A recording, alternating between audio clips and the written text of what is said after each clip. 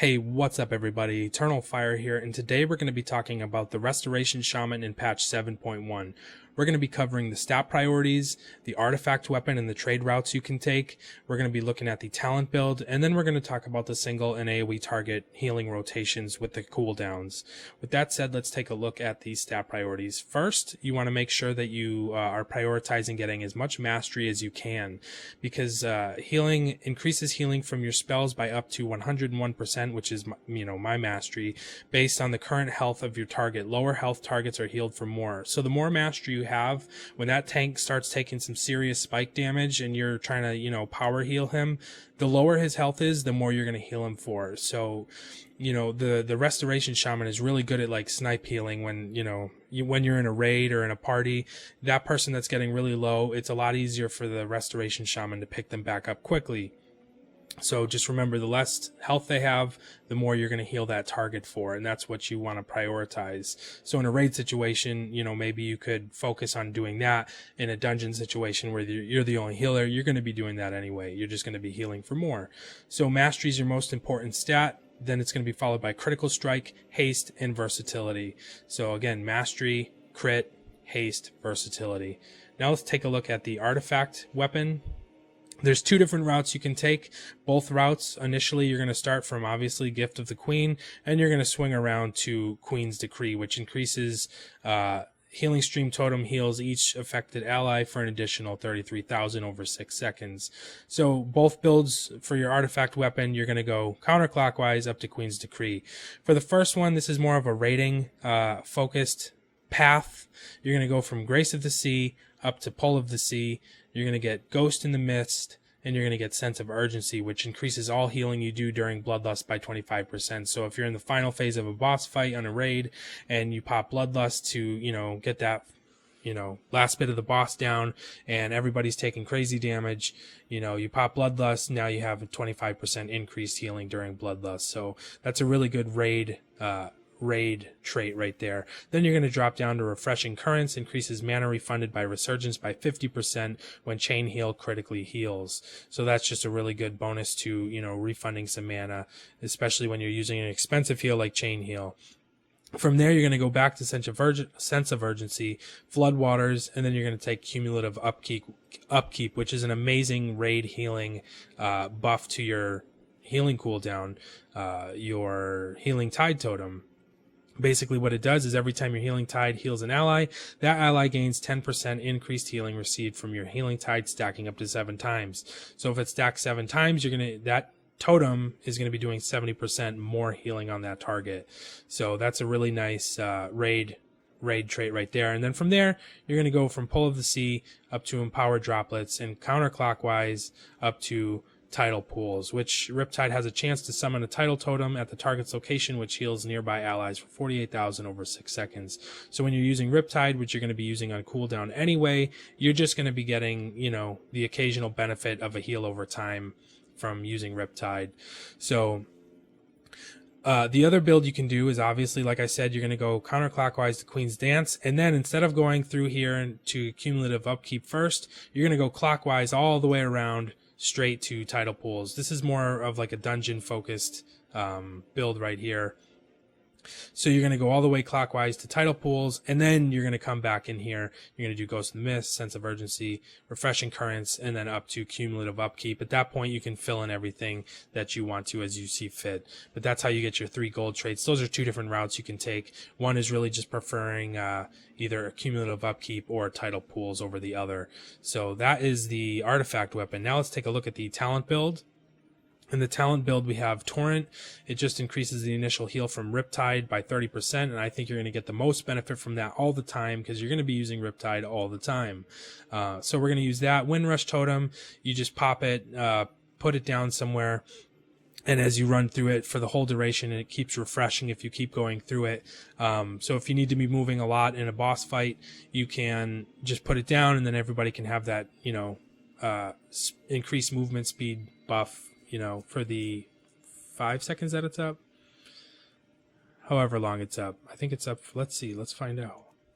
For some reason, I can't remember.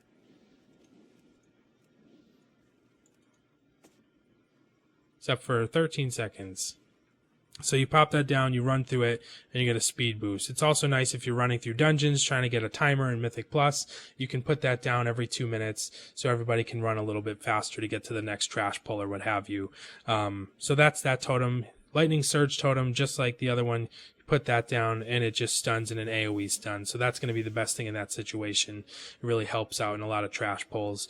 Deluge, Chain Heal, heals for an additional 20% on targets with your Healing Rain or affected by your Riptide. So if you have Riptide or Healing Rain down, Chain Heal just does 20% more healing, and that's really nice to have.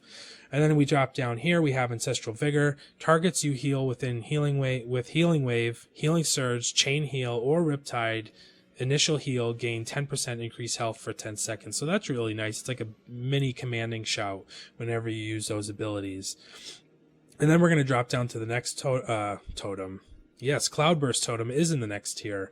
It's an instant ability on a 30-second cooldown. Cloudburst Totem summons a totem at your feet for 15 seconds that collects power from all of your healing spells. When the totem expires or dies, the stored power is released, healing all injured allies within 40 yards for 25% of the healing done while it was active, divided evenly among targets. So this is a nice healing cooldown. It's only on a 30-second cooldown, so you should really be using this quite regularly. Don't get into the habit of thinking it's just a, emergency healing cooldown. You should be using this on a regular basis, and it's nice to be able to plan. If you know that there's going to be damage coming in, say, 10 seconds, you can pop this totem down. And as you see here, it has a 14-second duration.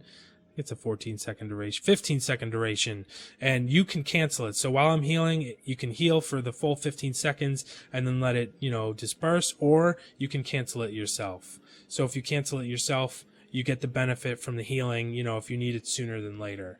So you can just let it go for the full duration, and then the healing that you've done, goes evenly among everybody for 25% of the healing that you did while it was up, or you can cancel it if you need it immediately. And then we're going to drop down. We have High Tide. Chain Heal bounces to one additional target, and its fall off with each bounce is reduced by half. So the thing about the original Chain Heal is it only goes to 4 targets, and it greatly the healing is from one person to the next to the next to the next, it gets weaker, and this reduces that fall off healing by half. So that's really nice, and you can have a full 5 people getting healed. So that's a huge plus. That's the talents that I chose to go with. Okay, so now let's talk about single target and AoE target healing. So first and foremost, you want to make sure, let's say I'm the tank, I have myself selected, you want to make sure that you have Riptide up all the time. So Riptide does really good initial healing, and it also heals the target over time for 18 seconds. So it's a nice hot as well. So the biggest thing about it, though, is you're going to see here, it can give you up to 2 stacks of tidal waves. 1 stack per Riptide, and then it goes up to 2 stacks. So with tidal waves, cast time of your next healing wave reduced by 39%. Critical effect chance of the next healing surge increased by 52%.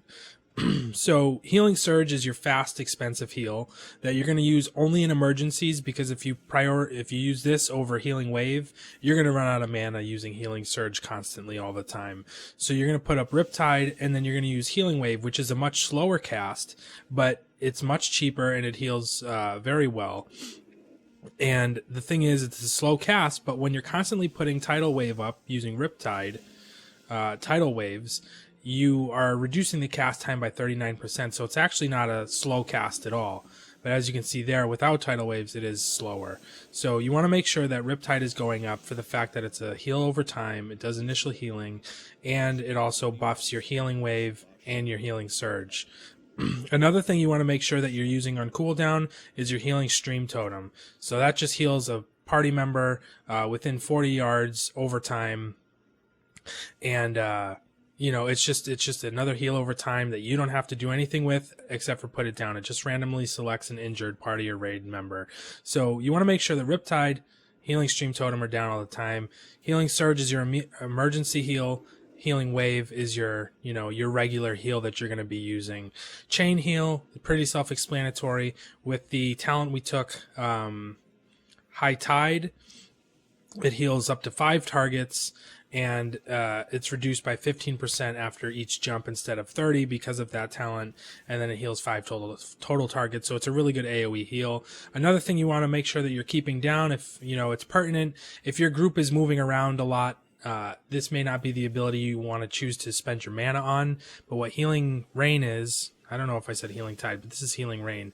You step into the circle and it heals you for the duration that Healing Rain is up. Now, it is a pretty expensive heal, so you want to make sure that the tank is in it, the melee's in it. If you have to stack and you're going to take AoE damage, it's a good time to use it. If the tank is going to be staying in the same spot for a long time, it's going to be worthwhile. But if people are going to be moving all around the place and people are going to be stepping out of it as soon as you put it down, you want to make sure that you're not letting that happen. It's just a waste of mana. So, let's talk about the artifact weapon. The artifact weapon is on a 45-second, the artifact weapon ability. It's on a 45-second cooldown, heals up to 6 injured allies within 12 yards for 110,000, and increases their maximum health by 10% for 6 seconds. So when should you use this?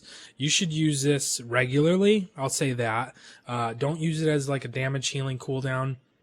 Use it more like you're doing a trash pull, you see that everybody's starting to take a decent amount of damage, you go ahead and you pop that bad boy down. It's a nice AoE heal, and it increases everybody's health by 10% for the 6 seconds. So you want to use that regularly. So maybe before you use your chain heal, you can go ahead and use Gift of the Queen. Why would you use that first? Because it doesn't cost any mana. So you Gift of the Queen, then you can start using chain heal. And that's a really good way to start picking your teammates up, during party-wide or raid-wide damage. So let's talk about some of the cooldowns. You have, the Restoration Shaman feels like we have a ton of different cooldowns. So let's kind of break it down and talk about them. Healing Tide Totem is your main... one of your main healing cooldowns. It's a 3-minute cooldown, summons a totem at your feet for 10 seconds, which pulses every 1.9 seconds, healing all party or raid members within 40 yards for 26,000. So, that's really nice. It's pretty self-explanatory. If anybody in your party or raid is within 40 yards, they're going to be getting some pretty good healing over the next 10 seconds. And then again, your cumulative upkeep just makes that healing cooldown a lot stronger. So, that you just pop it down, and for 10 seconds, you're going to be getting that 26,000 healing over 10 seconds. So that's a nice healing cooldown right there. It doesn't really compare to the Resto Druid with their Tranquility, but it's a very decent raid heal right there. So then you have the Cloudburst Totem. Now, I think a lot of people are not probably using that correctly. I don't think I was at first using it correctly. So what you're going to want to do is say you're going to do a boss fight. You have incoming damage that's going to be coming soon. This is only on a 30-second cooldown, so you can go ahead and pop it, start doing your big heals, start doing your heals, and then you can, if you're ready for it, you can go ahead and cancel that ability. It goes away, you get that healing, or you can just let it, just pop it down and let it... if you're taking, raid damage, just pop it down and let the 15-second duration go, and then you just benefit from the heal at the end of 15 seconds. Just make sure that the fight's not going to be over and everybody's going to be topped off already, or the raid damage is going to be passed and they're already picked up. So that's just kind of one thing you want to be careful for. It is something that when you pop it, you don't start benefiting from it until 15 seconds or if you cancel it. But it's on a 30-second cooldown, so I encourage you to use it often, not just save it for, an emergency heal, because you have other emergency heals. Your best, this is arguably one of the best healing cooldowns in the game, is Spirit Link Totem. So Spirit Link Totem is on a 3-minute cooldown, summons a totem at the target location for 6 seconds, which reduces damage taken by all party or raid members within 10 yards by 10%. So then every 1 second, the health of the affected player is redistributed such that all players are at the same percentage of maximum health. So say you have a prot warrior, you have a Shadow Priest, you have a Fury Warrior, and 2 Shamans, right? And the squishy ones are taking tons of damage, but the tank is doing okay. Say you're doing okay as the healer. You pop this Spirit Link Totem, and it takes the health of everybody and equalizes it. So 2 players are at 100%, 2 players are at 50%, you pop that, everybody's going to be at 75%. So it's on a percentage base. So it's going to really save a lot of people. You know, you have a lot of people taking a ton of damage. Some people are doing okay. You pop that, it equalizes everybody's health. So it takes, you know, people from almost being dead to all of a sudden you really stabilize your raid. And now you have some time to pick everybody up. It summons at location for 6 seconds, which reduces damage taken by all party and raid members within 10 yards by 10%. So it also reduces all damage folks take. I can't believe I just said folks by 10%. So, you know, that's probably your most powerful totem during a boss fight. I would use it on trash if, you know, you had an emergency trash pull where you pulled too much and things are looking really bad before somebody has to go and die. You can pop that totem and you can, you know, potentially save your team from getting a wipe. Or I would also recommend using it on boss fights when you know there's going to be predictable incoming high amounts of damage. You can pop that totem and instead of, you know, maybe losing a couple people, or it's your turn to do your, you know, raid healing for a certain, you know, raid damaging ability, you can pop that totem and it's going to really, really make your life easy for those 6 seconds that it's up. So those are the cooldowns. You can use your Cloudburst totem often. Healing Tide totem is just an overall good raid healing. And then Spirit Link totem is just an insane, powerful ability. So that's what you want to do. Use for single healing, you want to put your Riptide up on the tank and then as many other targets as you can. You want to use Healing Stream Totem, and you want to use Healing Wave as much as you can, benefiting from the buff tidal waves from Riptide, and then use Healing Surge as an emergency. For AoE healing, man, you have so many options. Go ahead and put Riptide up, use your Gift of the Queen, Healing Stream Totem, you can chain heal, you can pop one of your AoE healing cooldowns, you can put down Healing Rain. So that is the Restoration Shaman, guys. I mean, it's a fun class to play.